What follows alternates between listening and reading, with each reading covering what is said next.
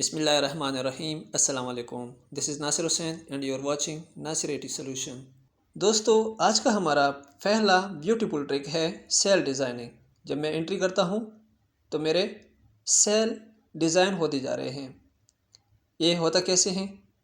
इसके लिए सबसे पहले हमने इस डेटा को डिलीट करना है।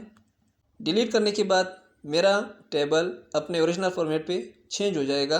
अब मैंने डेटा शीट को सेलेक्ट करना है और रिबन के अंदर कंडीशनल फॉर्मेट पे क्लिक करना है और न्यू रूल सेलेक्ट करना है। यहाँ पे हमारे पास सेकंड ऑप्शन है format any cell that contain, इसको चूज़ करना है और नीचे जाके सेल वैल्यू की जगह नो ब्लैंक सेलेक्ट करना है। यहाँ फॉर्मेट पे क्लिक करके हमने सेल डिज़ाइनिंग के लिए कलर चूज़ करना है। फिल इफेक्ट पे जाना है। यहाँ हमारे पास दो किस्म के कलर हैं, वो भी हम लगा सकते हैं और सिंपल कलर भी लगा सकते हैं। या फिल इफेक्ट पे जाके यहाँ एक कलर या दो कलर हम अपने सेल के लिए सेलेक्ट कर सकते हैं। ये मेरा वन साइड हॉरिजॉन्टल स्टाइल है और डिफरेंट कलर हैं। कलर को चूज़ किया और ये वर्टिकल स्टाइल है। अगर आप वर्टिकली डिज़ाइनिंग चूज़ करना है तो आप चूज़ कर सकते हैं, या अगर आपने डायगोनल डिज़ाइनिंग चूज़ करनी हो तो वो भी आप चूज़ कर सकते हैं। हर किस्म का डिज़ाइन इधर अवेलेबल है, कोई भी इसके ऊपर अप्लाई करके ओके करना है। या अगर आपने बॉर्डर की स्टाइल भी चेंज करनी हो तो इसके लिए बॉर्डर पे जाना है। यहाँ से हमने डिफरेंट टाइप के बॉर्डर सेलेक्ट कर सकते हैं। इसमें डबल बॉर्डर है, सिंगल है, या बोल्ट या डॉटेड बॉर्डर सेलेक्ट कर सकते हैं। लेकिन मैं फ़िलहाल बॉर्डर स्टाइल नन करता हूँ क्योंकि मैंने इस टेबल के अंदर बॉर्डर यूज़ नहीं करनी है और यहाँ से ओके करना है।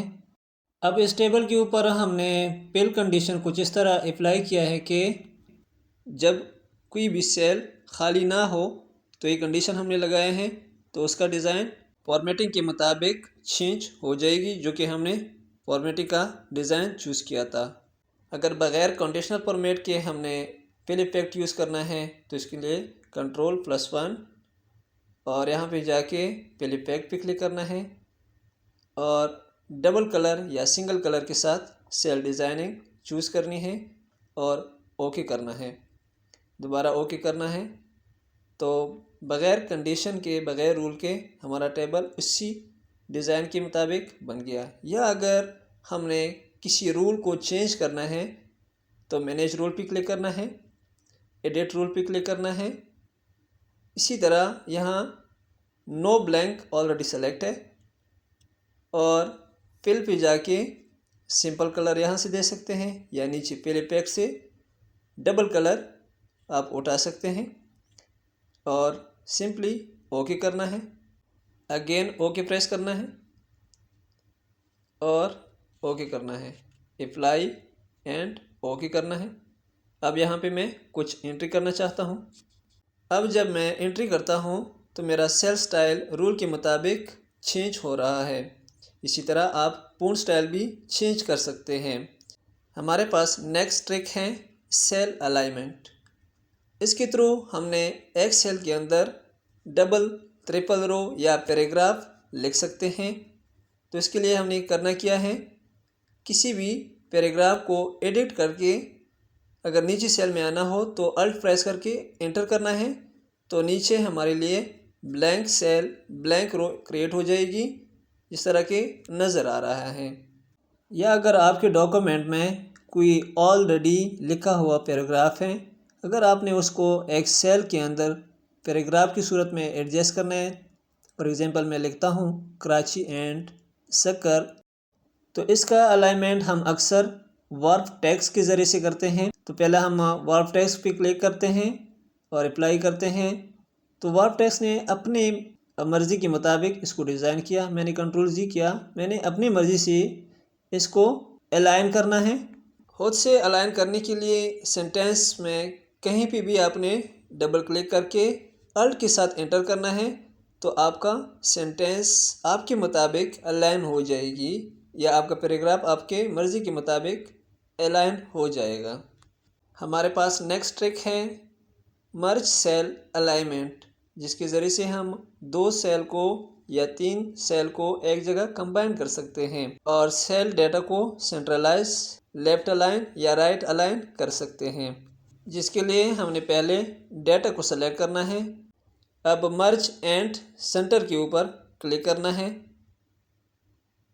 क्लिक करने के बाद हमारे पास ये मैसेज आया कि आपका लेफ्ट अपर वाला जो सेल है उसका डेटा, उसकी वैल्यू आपके पास रह जाएगी, बाकी गायब हो जाएगी। ओके करते हैं तो ऐसे ही हुआ, हमारा अपर लेफ्ट साइड वैल्यू के बगैर बाकी सारे हाइड हो गए।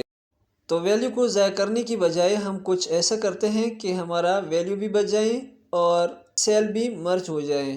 तो हमने चूज़ करना है मर्ज अक्रॉस। अभी आपका डेटा भी सेव हो गया और आपके सेल भी मर्ज हो गए। इस ट्रिक के साथ सेल वैल्यू के साथ साथ अपना टाइम भी बचा सकते हैं।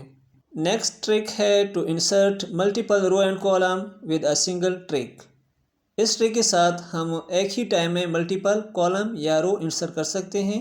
अगर आपको 10 कॉलम चाहिए तो पहले 10 कॉलम को सेलेक्ट करना है और कीबोर्ड से Alt+H+IC को प्रेस करना है तो आपके पास मतलूबा कॉलम इंसर्ट हो जाएगी। या अगर आपको रो चाहिए तो पहले रो को सेलेक्ट करना है और Alt+H+IC को प्रेस करना है तो आपके पास रो इंसर्ट हो जाएगी।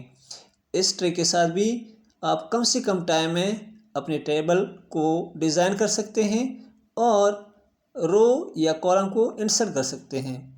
नेक्स्ट ट्रिक है to centralize value without merge cell. तो इसमें हमने सेल को मर्ज भी नहीं करना और हमने अपने वैल्यू को सेंट्रलाइज भी करना है। मेरे पास लिखा हुआ है टोटल ऑफ द ईयर। तो यहाँ पे अगर मैंने इसको मर्ज किया हुआ है, पहले इसका मर्ज हमने ख़त्म करना है। मर्ज अलाइनमेंट के ऑप्शन पे क्लिक करना है, कोने पे इस बटन पे क्लिक करना है और यहाँ जर्नल के नीचे हमारे पास एक होगा सेंटर अक्रॉस सिलेक्शन, इसको ओके करना है। तो बग़ैर मर्ज के हमारा जो वैल्यू है वो सेंट्रलाइज हो गया। तो आज के बाद आप भी मर्ज सेल के प्रॉब्लम से छुटकारा पा सकते हैं। इसी अक्रॉस सिलेक्शन को आपने यूज़ करना है और मर्ज सेल के प्रॉब्लम से छुटकारा पा सकते हैं। नेक्स्ट ट्रिक है हमारे पास डेसिमल का, डेसिमल इंक्रीज़ और डिक्रीज़। डेसिमल हम यहाँ से इंक्रीज़ कर सकते हैं, डिक्रीज़ कर सकते हैं। मैंने डिक्रीज़ किया तो यहाँ पे कुछ सेल में हमारे पास ज़ीरो आ गए।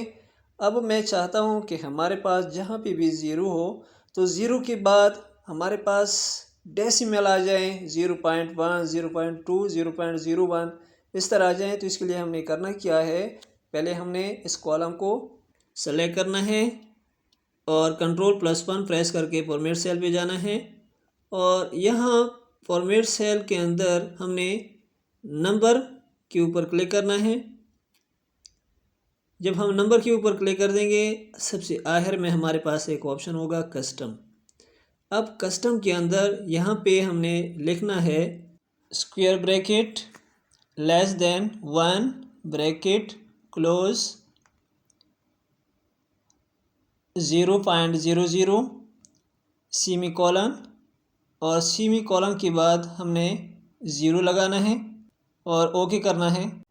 अभी आप देख सकते हैं जहाँ पे भी हमारे पास 1 से वैल्यू कम था या ज़ीरो था वहाँ 0.5 या 0.3 आ गया, यानी हमारा ज़ीरो वाला वैल्यू ख़त्म हो गया।